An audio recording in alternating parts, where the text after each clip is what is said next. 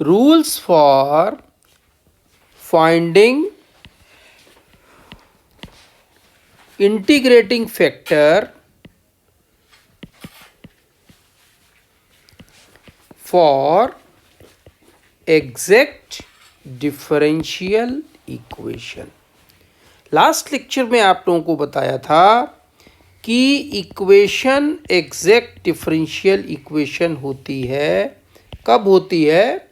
जब इसके किसी प्रिमिटिव को, जैसे u बराबर फंक्शन ऑफ एक्स वाई है, डायरेक्ट डिफरेंशियल से इसको प्राप्त किया जाता है विदाउट एनी फर्दर इलिमिनेशन और सब्स्टिट्यूशन। अब जो इक्वेशंस एग्जैक्ट नहीं है, बची हुई equation non exact differential equation होती हैं। तो सारी नॉन एग्जैक्ट डिफरेंशियल इक्वेशन नहीं, some non exact differential equation exact में कन्वर्ट करी जाती हैं, रिड्यूस करी जाती हैं to exact differential equation form with multiply by some suitable function, and this suitable function is known as a integrating factor. This is the definition of integrating factor। ये हमने आपको लास्ट लेक्चर में बताया था। In this continuation, number 1, rule 1, the standard form is when mx plus ny not equal to 0 and the equation is homogeneous, then an integrating factor of differential equation mdx plus ndy is equal to 0 is 1 upon mx plus ny। तो ये हमारा rule हो गया, condition हो गई कि अगर जो first order first degree equation है वो अगर होमोजीनियस है, that means m and n both are homogeneous function of x। अगर दोनों होमोजीनियस हैं ऑफ द सेम डिग्री, तो डिफरेंशियल इक्वेशन का जो फैक्टर इंटीग्रेटिंग फैक्टर है वो इंटीग्रेटिंग फैक्टर हमारा 1 अपॉन mx प्लस ny होगा। क्वेश्चन देखते हैं, related question. Solve x square y dx minus x cube plus y cube dy equal to 0। Here m is equal to x square y, n is equal to minus x cube plus y cube। देखें power 3 ये homogeneous है, ये भी homogeneous है। Del m over del y, y के respect में partially differentiate करोगे आएगा x square. Del n over del x इधर करेंगे तो माइनस 3x स्क्वायर। तो हमने देखा कि del m over del y not is equal to del n over del x, यानी कि इस वक्त अभी डिफरेंशियल इक्वेशन नॉन एग्जैक्ट है। अब हम इसको एग्जैक्ट में कन्वर्ट करेंगे। कंडीशन क्या है? क्योंकि ये होमोजीनियस है तो mx प्लस ny की वैल्यू निकालेंगे और ये नॉन जीरो होनी चाहिए। तो mx x क्यूब y और n में y का गुणा करना है, minus x cube y minus y to the power 4, ये आ गया equal to minus y to the power 4 which is not equal to 0। Then integrating factor is as per the rule 1 upon mx plus ny is equal to minus 1 upon y to the power 4। अब हम देखते हैं कि इस integrating factor से equation को multiply कर देते हैं। X square y upon minus y की power 4 minus x cube plus y cube upon y की power 4 d y equal to 0। तो अब जो पार्ट आ रहा है उसको हम m1 के बराबर लिखें इंटीग्रेटिंग फैक्टर के मल्टीप्लिकेशन के बाद। तो ये आएगा minus x square upon y cube और n बराबर आ गया minus x cube upon y की पावर 4 माइनस 1 अपॉन वाई। अब देखते हैं del m1 over del y, y के रिस्पेक्ट में करेंगे तो y की पावर -3, तो -3 अपॉन वाई की पावर 4 माइनस माइनस पॉजिटिव हो जाएगा। Del n over del x, del n over del x में ये आ जाएगा -3x स्क्वायर अपॉन वाई की पावर 4। तो हमारे पास ये देखा हमने कि ये बराबर हो जाता है, ये दोनों बराबर हो गए। तो ये वैल्यू हमारे पास 3x स्क्वायर अपॉन वाई की पावर 4 अब ये एग्जैक्ट में कन्वर्ट हो गई। कब हो गई? जब हमने इंटीग्रेटिंग फैक्टर का मल्टीप्लाई कर दिया।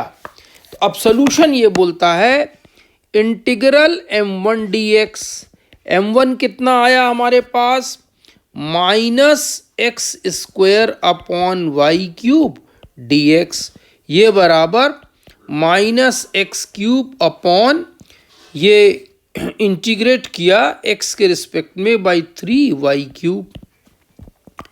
n1 dy left out those term, तो n1 की वैल्यू क्या आएगा जिसमें एक्स क्यूब अपॉन वाई की power 4 plus 1 upon y d y. तो ये बराबर जब हमने इसको इंटीग्रेट किया तो इसमें तो x आ रहा है, इसको छोड़ देना होगा और ये बराबर आया log y। तो सोल्यूशन आया अल्टीमेटली कंप्लीट सोल्यूशन जो आया minus x cube over 3y cube plus log y is equal to c। This is the answer. तो ये हमारे पास रूल 1 का क्वेश्चन। ऐसे ही एक क्वेश्चन और देखते हैं।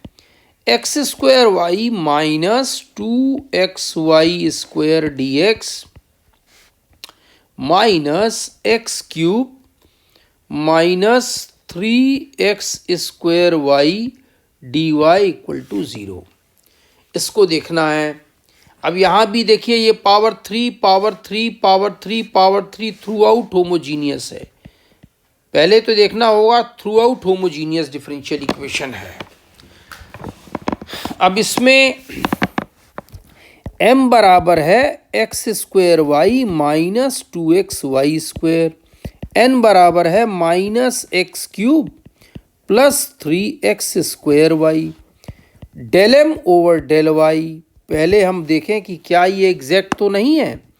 X square minus 4xy del n over del x minus 3x square plus 6xy। तो ये एग्जैक्ट नहीं है। जब एग्जैक्ट नहीं है और होमोजीनियस है तो हम mx प्लस ny की वैल्यू निकालते हैं। तो mx प्लस ny बना, x का गुणा करेंगे तो x cube y minus 2x square y square minus x cube y plus 3x square y square. तो ये और ये कैंसिल आउट हो गया और ये आ गया x square y square which is not equal to 0। तो इसमें रूल ये कहता है then integrating factor is 1 upon m x plus n y and that is 1 upon x square y square. अब इसको हम इसमें मल्टीप्लाई करते हैं इंटीग्रेटिंग फैक्टर को। तो मल्टीप्लिकेशन के बाद जो इक्वेशन हमारी बनती है x square upon y square into d x minus x cube minus 3x square y upon x square y square d y equal to 0। तो अब जो m1 बन गई, this is equal to m1 और this is equals to n1। तो del ये बराबर m1 बराबर बनी 1/y माइनस वाई स्क्वायर से वाई स्क्वायर कैंसिल और ये बना 2/x। इसी तरीके से n1 बराबर बनी minus x upon y square minus minus plus और ये बनी 3/y। Del m1 over del y is equal to minus 1/y square. Del n1 over del x minus 1/y square. अब देखिए दोनों बराबर हो गए तो इक्वेशन जो है वो एग्जैक्ट हो गई। अब ये सॉल्यूशन जो कहता है, सॉल्यूशन ये कहता है इसके लिए कि इंटीग्रल एग्जैक्ट बनने के बाद ये आपको दिखाना होगा एग्जैक्ट बना के, m1 dx m1 बराबर 1/y minus 2/x dx integrate x के रिस्पेक्ट में करेंगे तो x/y minus 2 log x integral n1 dy और n1 में आ गया minus x/y square plus 3/y dy। अब चूंकि इस टर्म में x आ रहा है तो इसको छोड़ देना होगा, हमें सिर्फ इंटीग्रेट करना है जिसमें सिर्फ y आ रहा हो। तो ये टर्म आएगा 3/y dy जिसको इंटीग्रेट करेंगे तो 3 log y। इन दोनों का सम डिफरेंशियल इक्वेशन का कंप्लीट सॉल्यूशन देगा। तो x/y minus 2 log x plus 3 log y is equal to c। This is the answer. अब इसी में जो अभी हमने जो कंडीशन पढ़ी रूल 1 के लिए जरा गौर करें। हमने आपसे बताया कि mdx प्लस ndy ordinary first order differential equation ये अगर नॉन एग्जैक्ट है और इसमें m and n both are homogeneous हैं तो इसमें इंटीग्रेटिंग फैक्टर जो बताया 1/mx प्लस ny, जहाँ पर where mx plus ny is non zero. अब इसी में हम देखते हैं कि अगर इत्तेफाक से mx प्लस ny जीरो हो जाए तो क्या होगा। तो mx प्लस ny बराबर जीरो, तो यहाँ से लिखा जाएगा m/n इधर गया is equal to minus y by x. इसको इक्वेशन नंबर 1 में रखें। m/n dx plus dy equal to 0, ये फर्स्ट इक्वेशन हो गई। m/n की वैल्यू कितनी आई, minus y by x d x plus d y equal to 0, या लिख सकते हैं minus d x upon x equal to minus d y upon y. Minus minus cancel, दोनों साइड इंटीग्रल कर दें। Integral d x upon x equal to integral d y upon y, ये आया log x equal to log y plus log c constant of integration c. तो ये आ गया x बराबर सी वाई एंटी लॉग लेने पर। तो जब mx प्लस ny इसी कंडीशन पे 0 के बराबर है तो हमेशा solution x equal to c y के बराबर होगा।